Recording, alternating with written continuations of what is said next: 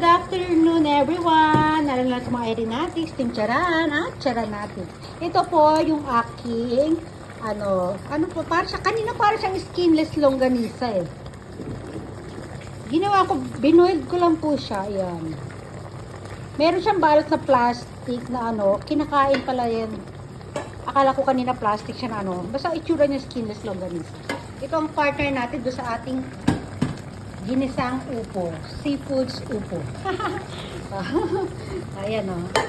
Mamaya ulit, papakita ko sa inyo kung ano ang itsura niya pag naluto na. Ayan na po, nawala na yung mga water. Nag-iayos ako ng water dyan kanina. Ayan, nung nawala na yung water, lumabas na yung sarili niyang mantika or natural oil. Ayan o, diba? Hinaan ko lang po yung init ng kalan. Ayan, babalikan natin sa ulit mamaya. Gusto ko siyang gupitin para bite size na lang eh. Sarap po. Para siyang bacon. Ang tawag doon? Parang bacon nga sa paligid.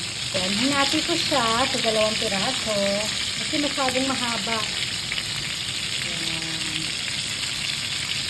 Taran! Luto na siya.